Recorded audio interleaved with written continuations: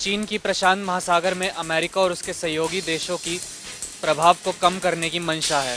इसी के तहत चीन 10 क्षेत्रीय देशों से सुरक्षा समझौता करने वाला था, जिस पर अब पानी फिर चुका है। चीन को प्रशांत महासागर क्षेत्र के 10 देशों से करारा झटका मिला है। दक्षिणी प्रशांत के इन द्वीपीय देशों ने चीन के साथ क्षेत्रीय सुरक्षा समझौता करने से इनकार कर दिया है। इसे चीन की बहुत बड़ी कूटनीतिक हार के रूप में देखा जा रहा है। सुरक्षा समझौते पर चीन के विदेश मंत्री वांग यी और इन 10 देशों के नेताओं के बीच फिजी में बातचीत हुई। प्रशांत क्षेत्र में अमेरिका और इसके सहयोगी देशों के प्रभाव को सीधे चुनौती देते हुए अपना दबदबा बढ़ाने की मंशा है। इस समझौते के तहत क्षेत्र में साइबर सिक्योरिटी को बढ़ाया जाना था। राजनीतिक संबंधों के विस्तार से लेकर मरीन मैपिंग, पानी और जमीन पर प्राकृतिक संसाधनों तक अधिक पहुंच बनाने की भी योजना थी। इस समझौते के बदले में चीन इन देशों को लाखों डॉलर की आर्थिक मदद का लालच दे रहा था। चीन प्रशांत महासागर देशों को मुक्त व्यापार समझौते और चीन के 1.4 अरब लोगों को बनाने का भी लालच दे रहा था। हालांकि इन देशों ने इस प्रस्ताव को लेकर गहरी आशंका जताई। माइक्रोनेशिया के राष्ट्रपति ने सभी सहयोगी देशों के नेताओं को लिखे पत्र में चेतावनी दी थी कि यह प्रस्ताव छलावा हो सकता है।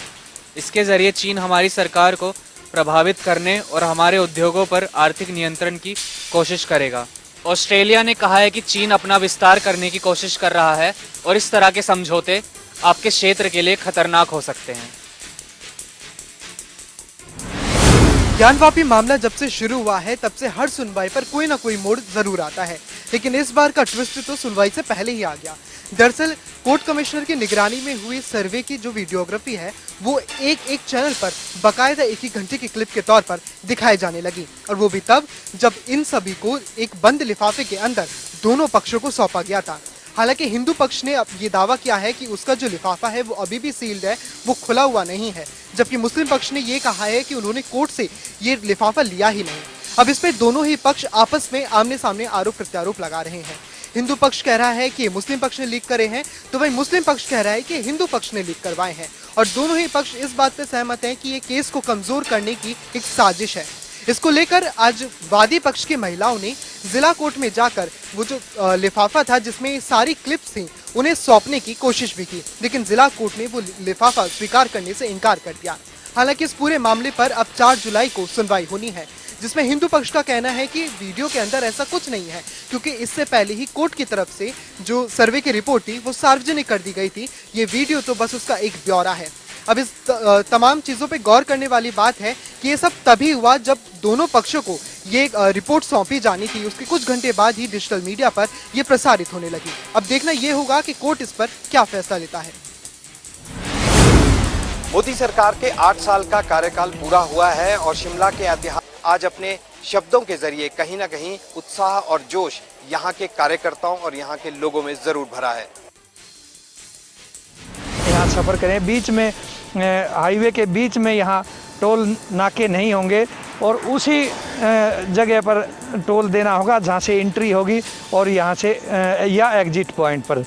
तो ये जो हाईवे है ये अत्याधुनिक तरीके के जो अत्याधुनिक मैनेजमेंट सिस्टम का इसमें इस्तेमाल किया गया है, और वो जो विदेशों में जिस तरह के हाईवे होते हैं उसकी एक परिकल्पना की गई थी, और उस परिकल्पना को यहाँ इस हाईवे पर पूरी तरह से NHAI अधिकारियों ने इसको इम्प्लीमेंट करके दिखाया है।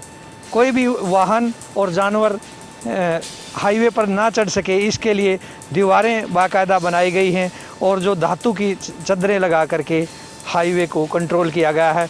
और मैं ये आपको बता दूं कि ये पूरा हाईवे 6 लेन का हाईवे है, और जो महेंद्रगढ़ से लेकर गुजरात और बॉम्बे की ओर से आने वाले जो वाहन हैं उनके समय की बचत होगी। जो चंडीगढ़ की तरफ जाने वाले वाहनों को और बॉम्बे तक जाने वाले वाहनों के वाहन चालकों और यात्रियों के समय की बचत होगी। यूपी विधानसभा के बजट सत्र के दौरान सीएम योगी आदित्यनाथ ने नेता प्रतिपक्ष और सपा नेता अखिलेश यादव पर तंज कसा है।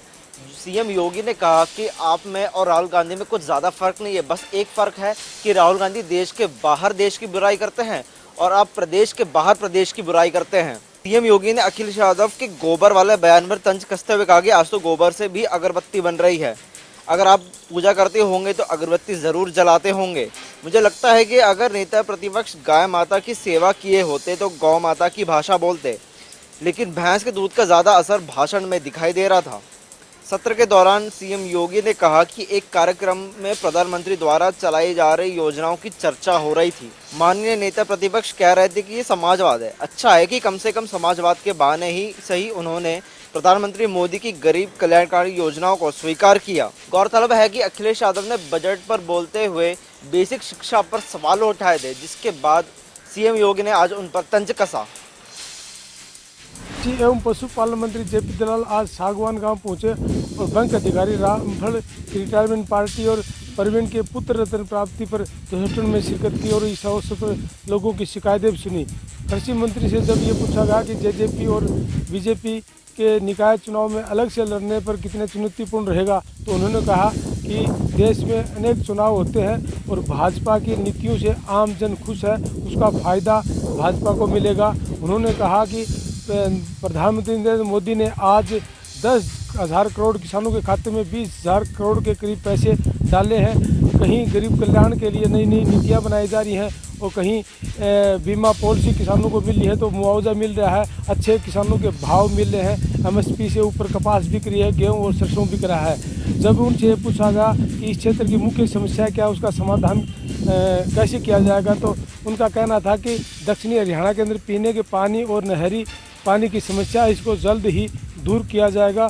मुख्यमंत्री मनोहर लाल ने समान जल बंटवारा करके एक नई मिसाल कायम किया है और काफ़ी नहरों की टैल तक पानी पहुंचने लगा है।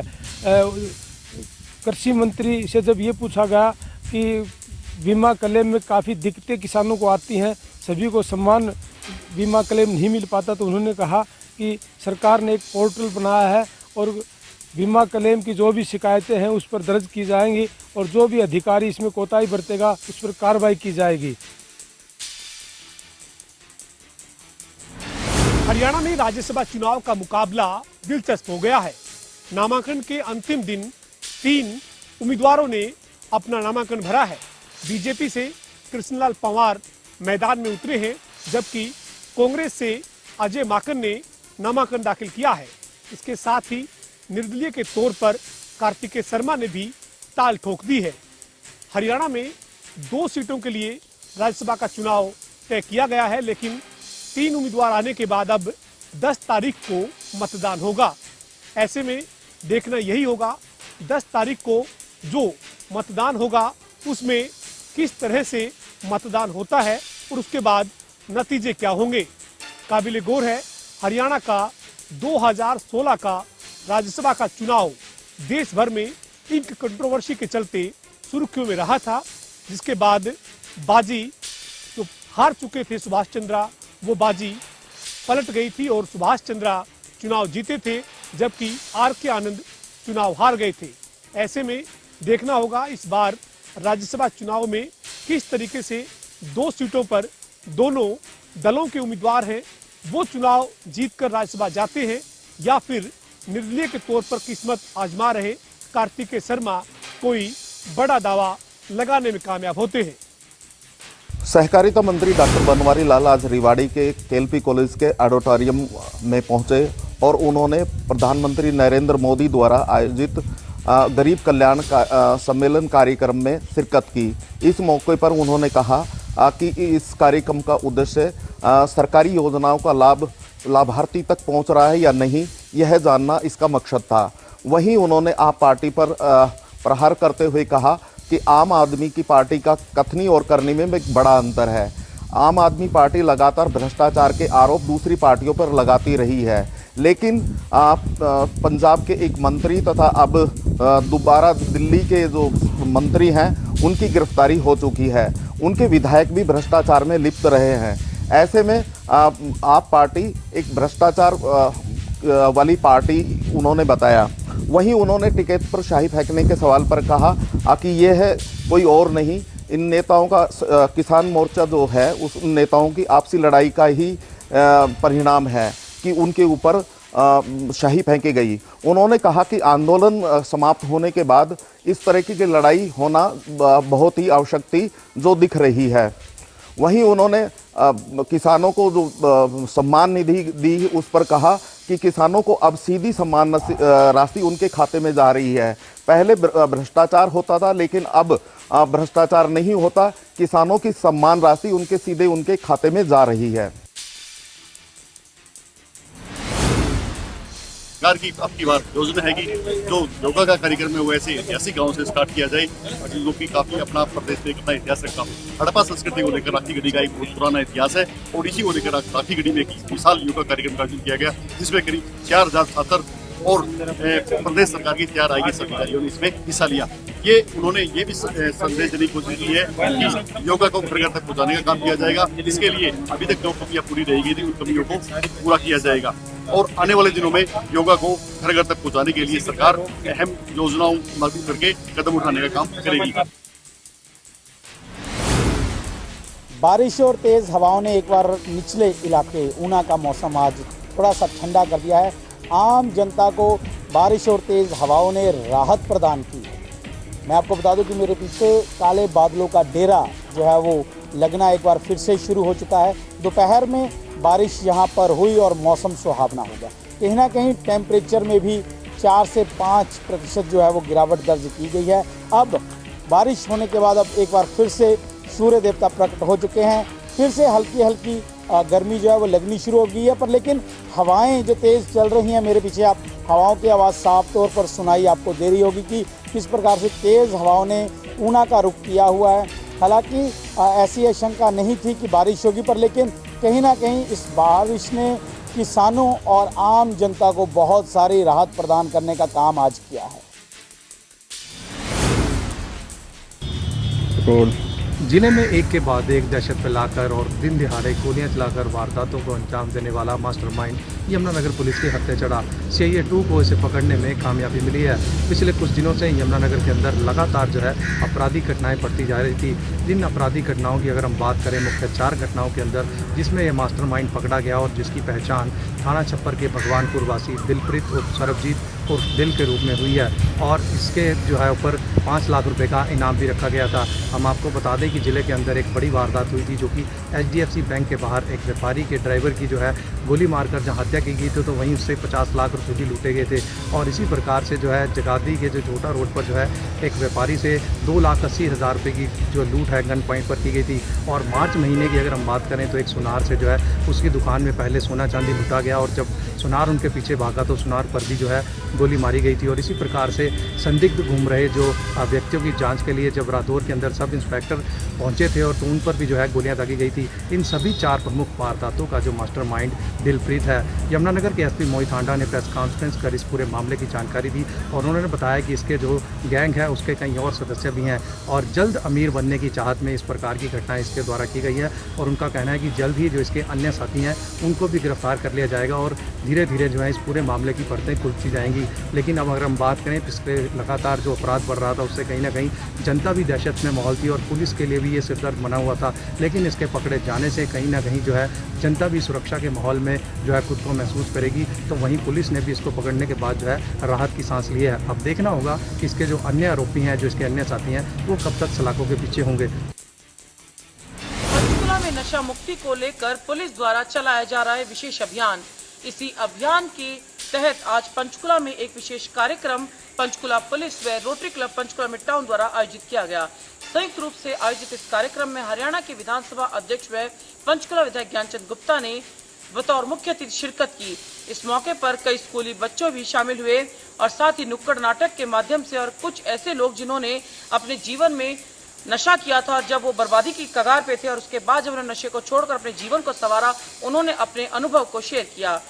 साथ ही आपको बता दें कि इस मौके पर हरियाणा विधानसभा अध्यक्ष ज्ञानचंद गुप्ता ने साफ किया कि पंचकुला में किसी भी रूप में नशे को पनपने नहीं दिया जाएगा। इसके साथ साथ उन्होंने घोषणा की पंचकुला में नशा मुक्ति अभियान 1 महीना और चलाया जाएगा। हालांकि अब यह अभियान खत्म होने वाला था, लेकिन अब इसकी मियाद 1 महीना और बढ़ा दी गई है। साथ ही उन्होंने दावा किया कि पूरे उत्तर भारत में पंचकुला सबसे सुरक्षित और शांति प्रिय जिला है। ये ऐसा क्षेत्र है जहां पर लोग शांतिप्रिय तरीके से रहते हैं और ऐसे में यहां पर नशे को किसी भी सूरत में पनपने नहीं दिया जाएगा। नांगल चौधरी तहसील के अंदर जिस तरह से रिश्वत का खेल खेला जा रहा था, बीती देर शाम विजिलेंस टीम ने एक पटवारी को रंगे हाथ 60,000 की रिश्वत लेते हुए पकड़कर सामने ला दिया है। विजिलेंस टीम आरोपी पटवारी को न्यायालय में पेश कर जेल भेज दिया है। लेकिन जांच के दौरान एक और बात सामने आई है कि जब से विजिलेंस टीम ने छापेमारी की है, नांगल चौधरी के तहसीलदार जो हैं वो भूमिगत हैं और उनका मोबाइल नंबर भी स्विच ऑफ आ रहा है। विजिलेंस टीम उनके ठिकानों पर छापेमारी कर रही है। उनके सरकारी आवास पर भी जो है विजिलेंस टीम ने छापेमारी की है, लेकिन अभी तक वो विजिलेंस टीम से दूरी ही बनाए हुए हैं। बहरहाल जो भी हो, अब देखना यही होगा कि इस रिश्वत के खेल में कौन कौन और लोग शामिल हैं। विजिलेंस टीम की अगर महेंद्रगढ़ जिले की बात करें तो 1 महीने के अंदर ये तीसरी बड़ी रेड है। इससे पहले 2 पुलिस कर्मचारी रंगे हाथ पकड़े गए हैं और आज जो है एक पटवारी धरा गया है। साथ ही जो है तहसीलदार पर भी आंच आ सकती है, क्योंकि नारनौल जेल के अंदर भी एक इस तरह का मामला हुआ था कि एक कांस्टेबल ने 1 लाख रुपए एक कैदी की मदद के लिए दिए थे, लेकिन जब परत दर परत खुलती गई तो 2 जेल सुपरिटेंडेंट जो है उस दायरे में आए और एक सुपरिटेंडेंट को आखिर आत्महत्या करनी पड़ी और दूसरे को पुलिस के विजिलेंस टीम के सामने सरेंडर करना पड़ा। अगर यहाँ भी इसी तरह से जांच हुई तो जरूर कोई ना कोई बड़ा जो है खुलासा होगा। सोनीपत में प्रशासन की अव्यवस्था के चलते सोनीपत के गांव शहजादपुर के एक युवा किसान ने कोर्ट में जहर खाकर आत्महत्या कर ली है। जहर खाने के उपरांत उसका इलाज खानपुर मेडिकल में चल रहा था। दरअसल पूरा मसला यह था कि पीड़ित ने आरोप लगाया था कि उसकी ज़मीन के कागजात तहसीलदार द्वारा किसी अन्य व्यक्ति के नाम कर दिए थे और जिसके कारण उसकी ज़मीन पर 2 बैंकों से लोन लिया गया था और जहां इलाज के बाद आरोपी पीड़ित की जो है मौत हो गई है। और हालांकि अब पुलिस द्वारा 9 लोगों के खिलाफ मामला दर्ज किया गया है और पुलिस अब जांच की भी बात कर रही है। फिलहाल पूरे मसले को लेकर शव का पोस्टमार्टम करवा कर परिजनों को सौंप दिया गया है। देश में कोरोना के मामलों में लगातार उतार और चढ़ाव जारी है। ऐसे में बीते 24 घंटे में देश में 2338 मामले सामने आए हैं। वहीं 19 लोगों ने अपनी जान गंवाई है। वहीं सबसे ज्यादा मौतों के आंकड़े केरल में दर्ज किए गए हैं। वहीं 2134 मरीज ठीक हुए हैं। देश में एक्टिव केस यानी कि इलाज करा रहे मरीजों की संख्या घटकर 16,446 हो गई है। देश में रिकवरी रेट फिलहाल 98.74% है। इधर राजधानी दिल्ली की बात करें तो कोरोना केस आना जारी हैं और बीते 24 घंटे में कोरोना के 212 नए मामले सामने आए हैं और एक मरीज की मौत हुई है। फिलहाल दिल्ली में कोरोना के एक्टिव केस 1486 हैं। वहीं केरल में कोरोना के सबसे अधिक मामले सामने आए हैं। कोरोना के मामले 815 हो गए हैं और 13 मरीजों की मौत हुई है। हेल्थ मिनिस्ट्री के मुताबिक देश में रोज पॉजिटिविटी रेट 0.60% और वीकली पॉजिटिविटी रेट 0.56% दर्ज किया गया है। केरल के बाद महाराष्ट्र में आए सबसे ज्यादा मामले हैं। महाराष्ट्र में कोरोना के 431 नए मामले सामने आए हैं। गनीमत यह है कि एक भी मरीज की मौत नहीं हुई है। राज्य में इलाज करवा रहे मरीजों की संख्या 3131 है। ऐसे में लोगों को लापरवाही बिल्कुल नहीं बरतना चाहिए, क्योंकि कोरोना अभी खत्म नहीं हुआ है, इसलिए लगातार बचाव का पालन करना चाहिए।